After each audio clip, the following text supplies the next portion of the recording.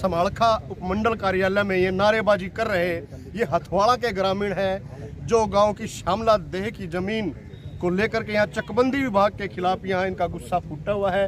क्या है पूरा मामला, ग्रामीणों से जानते हैं। नमस्कार भाई, क्या है पूरा मामला बताइए। मामला है जी, ये गांव की जो चकबंदी की गई है चकबंदी विभाग द्वारा, उसमें भारी धांधली की गई और भारी धांधली होने के बावजूद जब उसका रिजल्ट आया कमेटी के द्वारा तो उस पर प्रोसीडिंग पर स्टे हुई थी।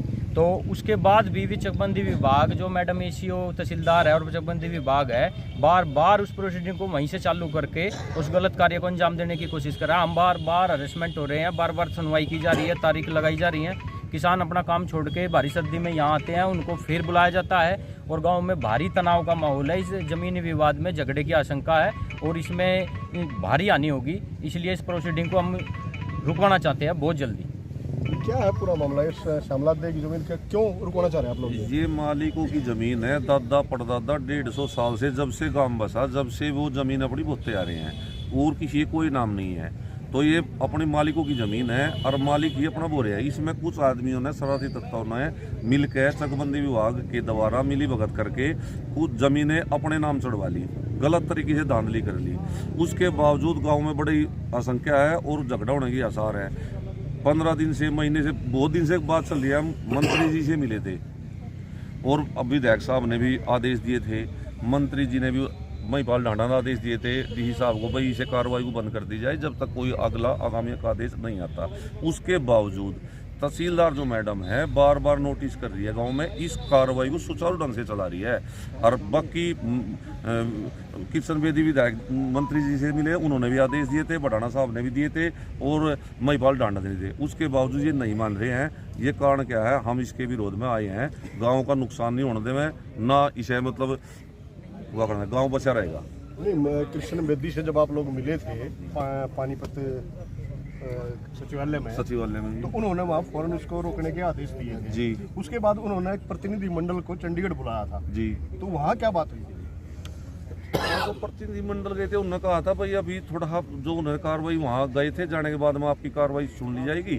और मैडम को आदेश दी थी, जो भी वहाँ से उनकी डिस्कस चल रही है, उन्होंने कहा था सीएम साहब और जो भी इसमें ढांडा साहब हैं उसमें मंत्रियों की पूरी डिस्कस चली हुई है और जब तक कोई कार्रवाई नहीं होती जब तक इसको बंद कर दिया जाए, रोका जाए। तो मंत्री के आदेश होने के बावजूद नहीं रुक रहा, क्या कारण है? इसलिए नहीं रुक रहा क्योंकि जो प्रभावशाली चकबंदी में अपना फायदा उठाने के लिए विभाग से मिली भगत की है, उन्होंने उनको प्रेशराइज किया है, पैसे दे रखे हैं और विभाग के पास बहुत पैसा और ऊपर से प्रेशर है कि इसको गलत तरीके से जो किया गया उसको तुरंत आप इम्प्लांट करो, वो चाहे इसमें किसी का नुकसान हो ना हो, उनको अपनी जेबें भरनी है। कौन है ये प्रभावशाली? मंत्री से भी ऊपर है? ये नहीं है, ये गांव में जो करवाने में जो पैसे देकर जिन्होंने ज़मीनों का फ़ायदा उठाया, गलत तरीके से अपने आवंटन किया, वो बहुत बड़े भूमाफिया हैं। तो उनको अपनी बेनिफिट के लिए वे लोगों को नुकसान पहुँचा रहे हैं। क्या हमारी खरीदी जो हो रहा है, मतलब हमने खरीद रखी हमारी के नाम 95 साल के हैं जी। नाम क्या बाबा? रघुवीर सैनी।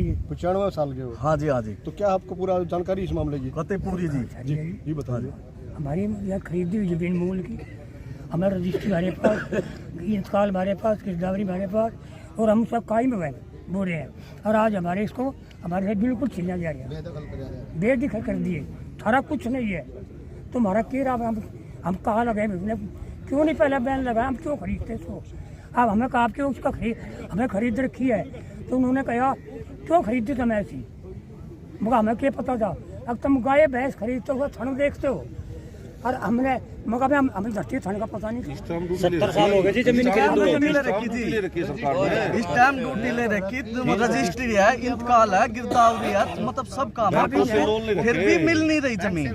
नहीं, सवाल ये है जब सरकार तक जा लिया मामला, उसके बावजूद नहीं रुक रहा, प्रशासन है सरकार से ऊपर है, बस तहसीलदार रोक नहीं रही जी। पता नहीं क्या बात हो रही। सरकार ने तो जी 2 साल पहले जिसने ये पटवारी ने जिसने करी 18 किले बना दिए जी। पैसे खाकर नरेंद्र राणा जो है ना, ये पैसे खाकर है ना जी, ये इसलिए करवाना चाहते हैं भाई जो गांव का तो नाश होने लग रहा, जो उन्होंने अपने पीछे खा लिए, उन्होंने पीछे खा लिए, जिन्होंने पैसे दे रखे उनके नाम जमीन चढ़ा रहे जी। सरकार की मांग क्या है? इसको रोका जाए जी। अब तो इसको रोक क्या जाए? इसकी जांच करके दोबारा से कार्रवाई की जिस पर 150 साल तक अभी जो उसको मालिकाना हक दिया जाए, जो इस जमीन को दादा परदादा 150 साल से बो रहे हैं उनको मालिकाना हक दिया जाए, तो फिलहाल ये चकबंदी जो रोकी जाए और जो अपने मालिक है उनको दी जाए, बोरे खा रहे आराम से, कोई दिक्कत नहीं है। जैसे आपने पूछा कि कृष्ण बेदी मंत्री जी ने हमें बुलाया था चंडीगढ़ एक डेलीगेशन के 5 आदमियों की कमेटी लेके आ जाओ, और आपकी जो समस्या है वहाँ सभी मंत्री भी होंगे, महिपाल डांडा जी भी होंगे, और उनके समक्ष आपकी समस्या रखी जाएगी। हम गए थे, हमने अपनी समस्या अच्छी तरीके से रखी है। तो जैसे ये जो मामला है केवल एक हमारे गाँव का नहीं है, ये 2200 एकड़ के आसपास ज़मीन है, क्योंकि 90% जो ज़मीन है लोगों की वो शामलात में कन्वर्ट होगी, मलकियत ही ज़मीन है, ये मालिकाना शामलात ज़मीन है, किसी वैसी शामला कॉमन पर्पज़ की शामलात ज़मीन नहीं है।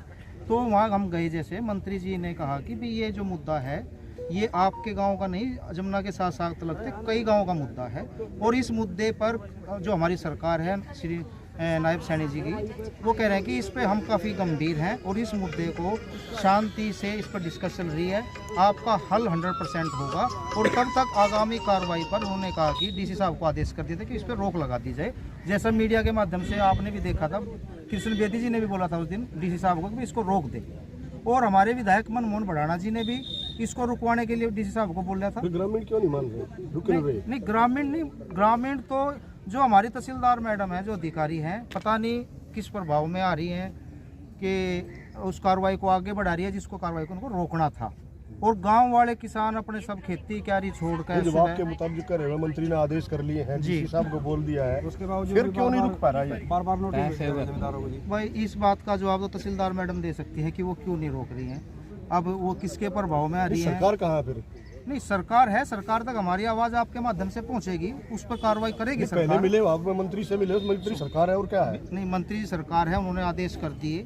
अब जो कार्रवाई अब नहीं रुकी है, अब आपके माध्यम से और हमारे माध्यम से मंत्री जी के पास जाएगी, अब मंत्री जी उस पर कार्रवाई करेंगे, हमें पूरा भरोसा है अपनी सरकार पर। सुनाने के लिए यहाँ किसान यहाँ आए हैं, गांव के ग्रामीण हथवाड़ा से पहुँचे हैं, लेकिन जो डीसी साहब को कृष्ण बेदी जो समाज कल्याण मंत्री है हरियाणा के, उन्होंने भी आदेश दिए थे और सरकार के लेवल पर भी एक मिल चुके हैं, लेकिन कहीं से भी कहीं इनका जो मांग है वो पूरी नहीं हो पा रही। तहसीलदार मैडम यहाँ किस प्रभाव में है, कहाँ दिक्कत आ रही है, क्यों नहीं रुक पा रहा है मामला ये, इसके बारे में हम थोड़ा तहसीलदार मैडम से भी बात करने की कोशिश करेंगे। फिलहाल इनका जो मामला जो है काफ़ी गंभीर होता जा रहा है। अगर सरकार ने इस और कोई जल्दी कोई निर्णय नहीं लिया तो गांव में काफ़ी खून खराबा हो सकता है, जिसकी जिम्मेदारी प्रशासन की ही होगी।